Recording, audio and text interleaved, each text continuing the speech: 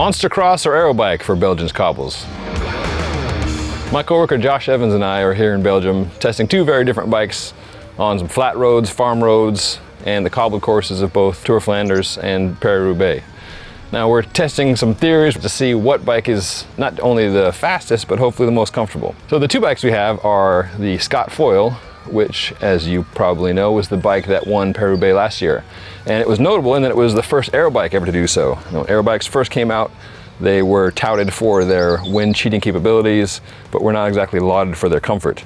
In the last year or so, a lot of bikes have made some pretty good strides in that area, so it is a pretty comfortable bike, and especially so when you squeeze on some 28mm tires, which Josh has done with the new Specialized Hell of the North clinchers.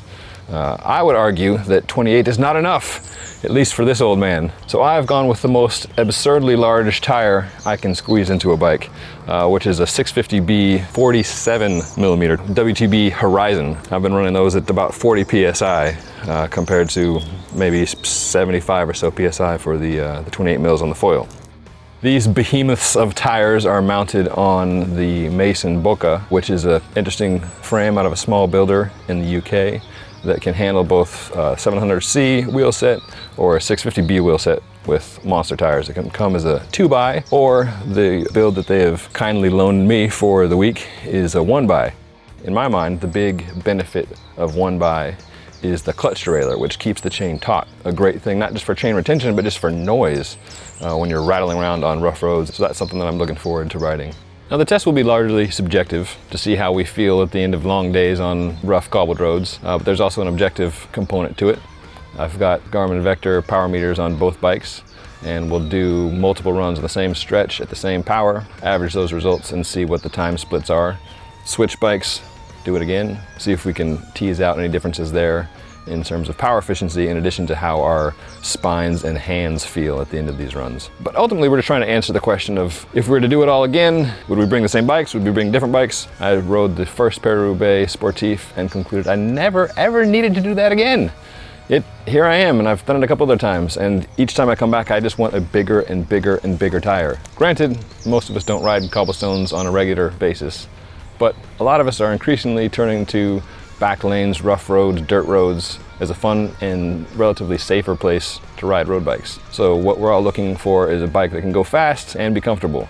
So we're here looking to push two envelopes of the Aero bike and the Monstercross bike and see what is a nice happy medium perhaps. We started our testing on the old Koppenberg. As Koppen means head, this 17% berg is aptly titled. Imagine a very narrow and a very steep little lane made out of stone skulls, and you've got the Koppenberg. Now going up, the difference in tires between the two bikes wasn't as obvious as the difference in gearing and weight. The low 42x42 on the Mason let us basically spin up the steeps, albeit moving rather slowly, while the Scott's bottom 36/28 gear meant a pretty low cadence, about 60 or less unless we were really pushing it. But when one of us would attack on the 7.5 kilo foil, it was a lot harder to respond on the 9.6 kilo Mason. Both the rotational mass of the big tires and the overall weight of the bike just can't be ignored when trying to accelerate uphill. Now here's the tail of the tape. For these numbers, I averaged 4 runs for each bike where I focused on maintaining the same cadence. It was just too difficult to maintain a steady power on the undulating climb. As you can see, the Scott was faster by about 15 seconds on average, at a lower power. The normalized power for the two bikes ended up being pretty similar, as I had to push more on the 22% pitch in the middle of the Koppenberg to keep the Scott's bigger gear turning. We then tested on a short, nearly flat cobbled stretch. Now here, the bikes were much closer, but the Scott was still a touch faster when the higher power on the Mason was accounted for. I rode in the same position on both bikes to minimize the aerodynamic variable as much as possible, but obviously the bikes themselves are quite different in shape as well as weight and tire construction. Finally, we did a test on a half-mile, also nearly flat cobbled stretch. For this test, I averaged 4 runs for each bike, after throwing out one Mason run where power was too high and one of the foil runs where the lap distance was just a tiny bit too long.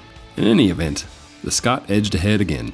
So, as it turns out, world-class race bikes are faster than comfy adventure bikes. So much for my theory of fat tires, eh? But what the power meter says and what our hands and tail ends reported are two very different things. For me, the sweet spot for the cobbled roads of Flanders would be somewhere in between these two bike setups. I'd like a slightly bigger tire than the Foils 28, and probably a compact crank instead of the 52-36. On the other end of the spectrum, the 650B monster truck tires were probably a bit of overkill. However, That was just for Flanders, and the horrendous so-called roads of Paris-Roubaix still loomed in our future. On day one, we jumped in with the folks from Specialized for a little recon on the course. After about 50 of our 60 kilometers, Josh's hands were cooked.